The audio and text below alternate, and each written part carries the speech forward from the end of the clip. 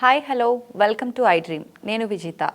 ప్రస్తుతం మనతో పాటు ఉన్నారు డాక్టర్ ఎస్ఆర్ వంశీకృష్ణ గారు, consultant physician and diabetic counsellor. నమస్తే సార్. నమస్తే అండి. సార్, ఈ మధ్యకాలంలో ప్రతి ఒక్కరూ డైట్ డైట్ డైట్ అని అంటున్నారు. డైట్ విషయానికి వస్తే సోషల్ మీడియాలో ఎక్కువగా వినేది కీటో డైట్. అసలు కీటో డైట్ అంటే ఏంటి sir? Keto diet is nothing but low carbohydrate and high fat diet. Okay okay నార్మల్గా డయాబెటిక్ పేషెంట్స్లో కానీ ఏమవుతుందంటే కార్బోహైడ్రేట్ ఎక్కువ తీసుకోవడం వల్ల అది డైరెక్ట్గా బ్లడ్లోకి వెళ్ళిపోయి షుగర్ లెవెల్స్ అనేవి పెరుగుతూ ఉంటాయి. ఈ కీటో డైట్ అనే కాన్సెప్ట్ అది ముందు నుంచే ఉందండి యాక్చువల్గా. కాకపోతే ఈ రీసెంట్గా దాన్ని సోషల్ మీడియా వల్ల బాగా ఎలివేట్ చేశారు. అది ఏంటంటే ఇప్పుడు బాడీ బ్యాలెన్స్ డైట్ అన్నప్పుడు ఎప్పుడైనా carbohydrates, proteins, fats, leafy vegetables, ఈ ఫ్రూట్స్ ఇలాంటివన్నీ ఉండాలని చెప్పాను కదా. వీటిలో ఈ కీటో డైట్లో ఏం చేస్తారంటే ఈ కార్బోహైడ్రేట్ కంటెంట్ని మొత్తం తగ్గించేస్తారు. 10 to 30 grams వరకు మాత్రమే ఉంటుంది. ప్రోటీన్స్ అనేవి ఏం చేంజ్ చేయరు, ఫ్యాట్స్ అనేవి పెంచేస్తారు అన్నమాట. ఫ్యాట్స్ పెంచేస్తారు. నార్మల్గా బాడీలో ఎనర్జీ రావాలంటే ఈ మూడు ప్రోటీన్ నుంచి వస్తుంది, కార్బోహైడ్రేట్ నుంచి వస్తుంది, ఫ్యాట్ నుంచి వస్తుంది. ఈ కార్బోహైడ్రేట్ నుంచి మొత్తం ఎనర్జీ తగ్గిపోతుంది ఇప్పుడు. కాబట్టి ఇప్పుడు మనకి ఎనర్జీ అంతా రావాలి అంటే ప్రోటీన్, ఫ్యాట్. ప్రోటీన్ నార్మల్ డైట్కి ఈ డైట్కి చేంజ్ లేదు. ఈ ఫ్యాట్ ద్వారా ఏమవుతుందంటే ఎనర్జీ కార్బోహైడ్రేట్ లేదు కాబట్టి ఫ్యాట్ని మనం ఎనర్జీ రూపంలో కన్వర్ట్ చేసుకోవడానికి మన బాడీ ఏం చేస్తుందంటే ఫ్యాట్ని అంతా డిజాల్వ్ చేస్తూ ఉంటుంది అనమాట. డిజాల్వ్ చేసినప్పుడు ఏమైందంటే వాళ్ళు వెయిట్ లాస్ అవుతారు. ఫ్యాట్ తీసేస్తే వెయిట్ లాస్ అవుతారు. ఓకే, ఈ వెయిట్ లాస్ అవ్వడం వల్ల మనకు షుగర్ లెవెల్స్ నార్మల్గా ఇన్సులిన్ ఎంతైతే రిక్వైర్మెంట్, ఇప్పుడు మన వెయిట్ ఎక్కువ ఉంటే ఇన్సులిన్ రిక్వైర్మెంట్ ఎక్కువ అవసరం పడుతుంది. వెయిట్ తక్కువ అయిపోతే ఇన్సులిన్ రిక్వైర్మెంట్ తక్కువ అవుతుంది. ఇప్పుడు ఫ్యాట్ మొత్తం డిజాల్వ్ అయిపోవడం వల్ల మనం వెయిట్ లాస్ అవ్వడం వల్ల ఇన్సులిన్ రిక్వైర్మెంట్ అనేది తగ్గిపోవడం వల్ల అసలు మనం షుగరే తీసుకోవట్లేదు, కార్బోహైడ్రేట్. కాబట్టి ఆ షుగర్ లెవెల్స్ అనేవి కిందికి డౌన్ అవుతాయి. ఓకే, ఈ కీటో డైట్ ఏంటంటే నార్మల్గా ఇది చాలా కష్టం అండి యాక్చువల్గా. ఒక 3 months 4 months వరకు అయితే ఓకే.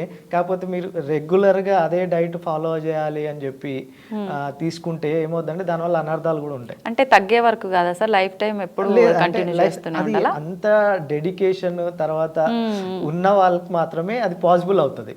ఓకే, కొద్దిగా లావు ఉన్న వాళ్ళకి అది పాసిబుల్ అవుతుంది. సన్నగా ఉన్న వాళ్ళు మేము కార్బోహైడ్రేట్ తీసుకోను, ఓన్లీ ప్రోటీన్ ఫ్యాట్ మాత్రమే తీసుకుంటా అంటే ఆ ఫ్యాట్ సరిపోకపోతే మజిల్స్ దగ్గర నుంచి కూడా వీక్ అయిపోయి మళ్ళీ వాళ్ళకి ఇమ్యూనిటీ తగ్గిపోయి రికరెంట్ ఇన్ఫెక్షన్స్ ఇట్లాంటివన్నీ వచ్చే ఛాన్స్ ఉంటుంది. ఓకే, ఇప్పుడు కొద్దిగా లావు ఉన్న వాళ్ళకైతే ఇది పర్వాలేదు. కాకపోతే ఇది 4 to 5 months వరకు ఓకే, అంటే వాళ్ళు చేస్తే, అంటే అంత స్ట్రిక్ట్గా చేయగలిగితే. ఒకవేళ ఎక్కువ తీసుకుంటే ఏమవుతుందంటే ఆ ఫ్యాట్స్ అనేవి ఓన్లీ ఫ్యాట్ రూపంలో మన బాడీకి ఇస్తున్నప్పుడు ఈ ఫ్యాట్ అనేది బ్లడ్లోకి వెళ్ళిపోతుంది అన్నమాట. బ్లడ్లోకి వెళ్ళిపోయి కొన్నిసార్లు బ్లడ్లో వెజల్స్ వాల్స్లో డిపాజిట్ అయిపోయి అది కొరోనరీ ఆర్టరీ సిండ్రోమ్, స్ట్రోక్ రావడానికి పాసిబిలిటీస్ ఉంటాయి. కొన్నిసార్లు ఏమవుతుందంటే ఈ కీటోన్స్ కొన్నిసార్లు కిడ్నీ మీద ఎఫెక్ట్ చూపించి యూరియా, క్రియాటినిన్ అవన్నీ పెరిగిపోయి రీనల్ ఫంక్షన్స్ అన్నీ పాడైపోయి కిడ్నీ ఫెయిల్ అయ్యే ఛాన్స్ కూడా ఉంటుంది. ఓకే, అందుకనే మేమైతే అడ్వైస్ చేయము. ఇనిషియల్గా అంటే ప్రీ డయాబెటీస్ స్టేజ్లో ఉన్నప్పుడు మీరు ఇలాంటివి చేస్తే ఓకే, మీకు ఎన్ని రోజులు చేస్తే అన్ని రోజుల వరకు మెయింటైన్ చేయగలుగుతారు. కానీ ఒక్కసారి మీరు బయటకు వెళ్ళినప్పుడు దేనికైనా ఫుడ్కి టెంప్ట్ అయిపోయి తిన్నారంటే మళ్ళీ పెరుగుతుంది, మళ్ళీ నార్మల్ మళ్ళీ టాబ్లెట్స్ వాడుకోవాలి. చేసినంతసేపే రిజల్ట్ ఉంటుంది అంటారు. ఓకే, అయితే పర్టికులర్ ఫుడ్ ఏమన్నా తీసుకోవాలని ఉంటుందా సార్ దీంట్లో, ఈ డైట్? డయాబెటిక్స్కి అదే అండి, కొన్ని కార్బోహైడ్రేట్ కంటైనింగ్ ఫుడ్స్ అవాయిడ్ చేసుకోవాలి. ఎంత తగ్గించుకుంటే అంత మంచిది. ప్రోటీన్స్, ఫ్యాట్స్ అలాంటివి తీసుకోవచ్చు. ఇప్పుడు పళ్ళల్లో తీసుకుంటే ఫ్రూట్స్లో బనానా కానీ, సపోటా కానీ, మ్యాంగో కానీ, లిచ్చీ కానీ ఇవన్నీ ఏంటంటే షుగర్ కంటెంట్స్ ఎక్కువ ఉంటుంది దీంట్లో. కాబట్టి అలాంటివి అవాయిడ్ చేయాలి, తినకూడదు. యాపిల్, దానిమ్మ, జామ ఇలాంటివి తీసుకోవచ్చు. కానీ ఇవి కూడా లిమిటెడ్, 1 fruit per day అట్లా తీసుకోవచ్చు. తర్వాత ఈ పల్సెస్ అవన్నీ తీసుకోవచ్చు. ఇంకా నాన్ వెజ్ విషయానికి వస్తే chicken, fish can be taken. Red meat అనేది అవాయిడ్ చేయాలి, అంటే మటన్ ఇలాంటిది అవాయిడ్ చేయాలి. ఓకే. ఇంకా పల్సెస్ అన్ని తీసుకోవచ్చు. తర్వాత ఇప్పుడు మిల్లెట్స్ అని వచ్చినాయి, మిల్లెట్స్ తీసుకోవచ్చు, రాగి జావా అట్లాంటివి తీసుకోవచ్చు. ఓకే. అయితే నిజంగానే డైట్ అనగానే రాగి జావా ఎక్కువగా ప్రిఫర్ చేస్తున్నారు సార్. దానివల్ల అంటే యూజ్ ఉంటుందా? అది చాలా బెటర్ అండి అది. ఓకే.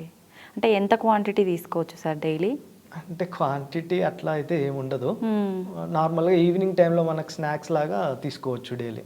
ఓకే.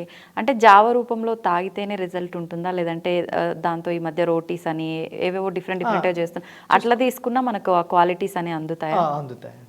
ఇంకోటి ఏంటంటే ఆ ఫ్రూట్స్ డైరెక్ట్గా తీసుకోవాలి.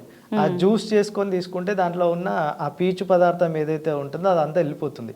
అది వెళ్ళిపోవడం వల్ల షుగర్ అనేది డైరెక్ట్గా బాడీలోకి అబ్జర్వ్ అయిపోయి షుగర్ ఎక్కువ అయ్యే ఛాన్స్ ఉంటుంది. కాబట్టి ఫ్రూట్గా తీసుకోవడం బెటర్ జ్యూస్ కన్నా. జ్యూస్ అవాయిడ్ చేయాలి. అంటే బాయిల్డ్ వెజిటబుల్స్ కూడా ఎక్కువగా తీసుకుంటున్నారు కదా సార్, అది ఓకే అంటారా? అది ఓకే అండి. అంటే కొంతమంది ఏమంటారు, ఉడికిచ్చినవి తింటే అందులో వెళ్ళిపోతాయి మొత్తం మనకు అందాల్సిన పోషకాలన్నీ అంటుంటారు. లేదండి, అట్లా ఉడికిచ్చినవే తినాలి.